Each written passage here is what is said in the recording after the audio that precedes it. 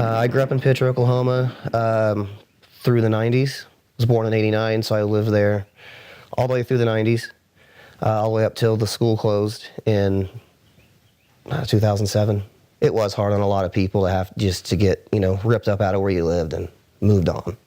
The town dried up in the 60s, and when the mining left.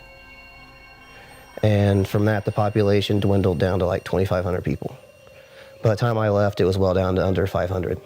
When I was younger, I really didn't appreciate the town all that much, being an angsty teenager and everything. But now it's weird going back now to see it. And pretty much, I don't have any physical record of living there. I don't have any pictures of my house. It's weird to go back and stand where my house was. And then just, think about all my formative years. I grew into a person there. But I have no way to go back and have anything to grab onto, if that makes any sense. It feels like a whole other lifetime. A whole other one where this me didn't exist.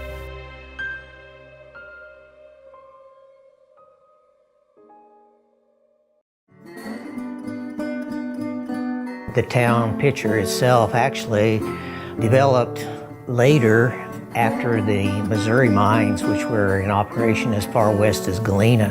About 1914 or 1915 is when the drillers sunk a shaft basically in the hayfields, and lo and behold, it was shallow, and they were able to ascertain that there was ore there, lead and zinc, and it was not at that time believed that there was anything in the Quapaw area. The town, not only Picher, but Cardin and Treese and Hawkerville, all of these towns developed as mining camps after that initial sinking of the shaft. They grew very, very rapidly. All these mining camps in the area, basically, they provided all the needs for the miners. They would have the stores. You could virtually buy anything you needed to support a family. Let's say as early as 1915, they didn't have a lot of automobiles and so on. They relied on trolleys to get from one town to the other. Lead and zinc was so important to the economy of the United States at this time. And so lead and zinc being produced in the Picher mining area was very significant, not only locally, but nationally as well. There was always a market for lead and zinc, especially, we're talking about 1915 here in this area. This greatly enhanced the economy of the area. It was basically the only thing other than farming at that point in time. And so as the mines developed and more lead and zinc was produced, they continued to grow. And virtually everyone would have been involved in the mining, with the exception of those people who had businesses like grocery stores and hotels and so on.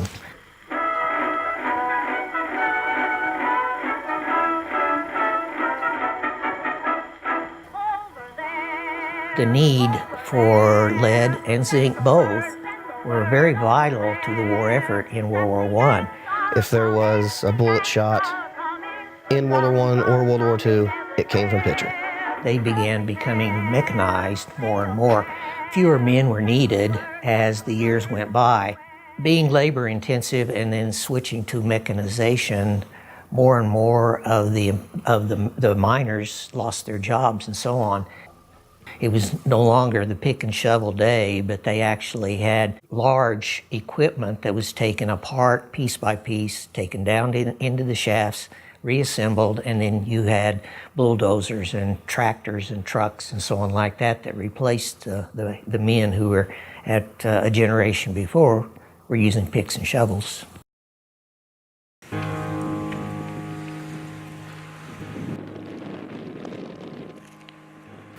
It's fitting that, people come out and do stuff like this, because I don't know if I believe in the paranormal stuff, but when you're here, you definitely get the feeling of another presence in this place. Welcome to hell. Through the 90s, the EPA decided to come in and test the soil for lead levels. And they tested the soil and they tested kids that were living in the town. And most of us were found to have high lead content. So all this here that you see, this is chat. And these big mountains of this stuff got left behind because this was the byproduct of extracting the lead and the zinc and all that. Very unsafe now that I look back at it, you know, being an adult, like there's no way that I'd let my kids live in a place like that. People would, you know, fill in their kids' sandboxes with it.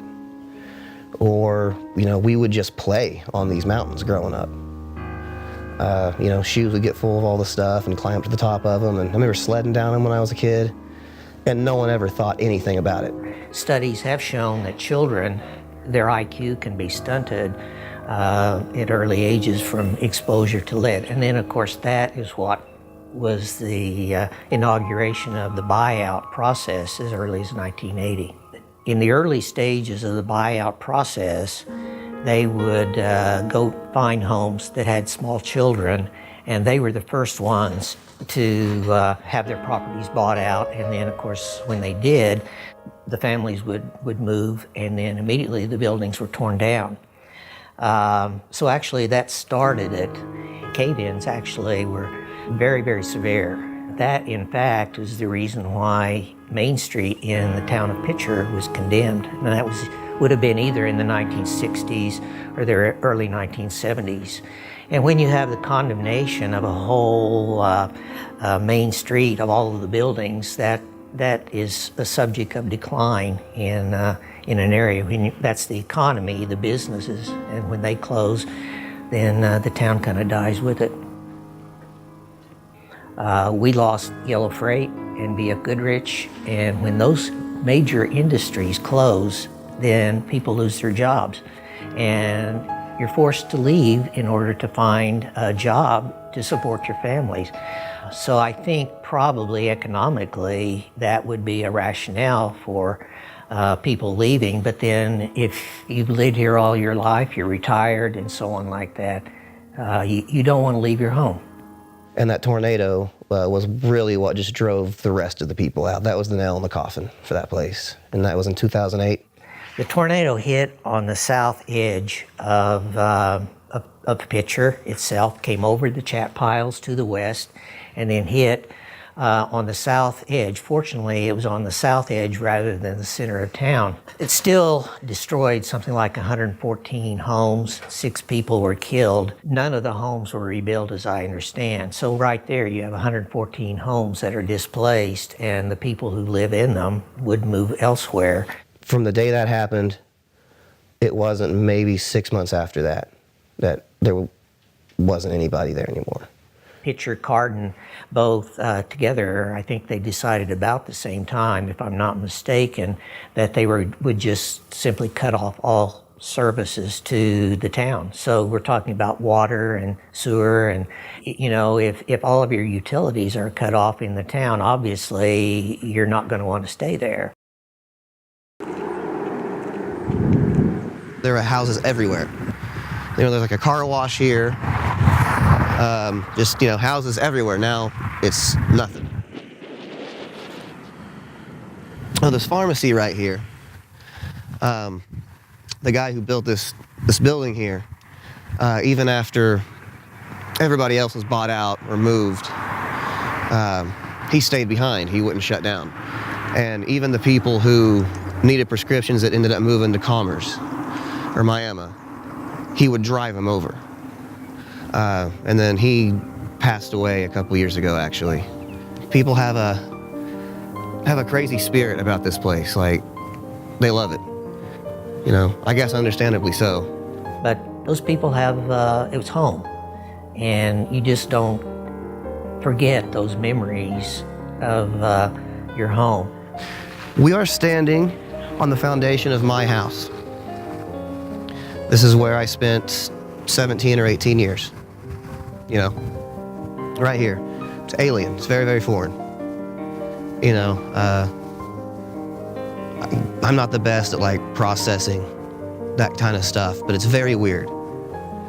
You know, like Because as I've said before, because I don't have anything like physical that I can still, you know, go back and, you know, like you go home to like your parents and the house is always there and, you know, stuff like that. But like this, I don't have any pictures of living here, anything like that.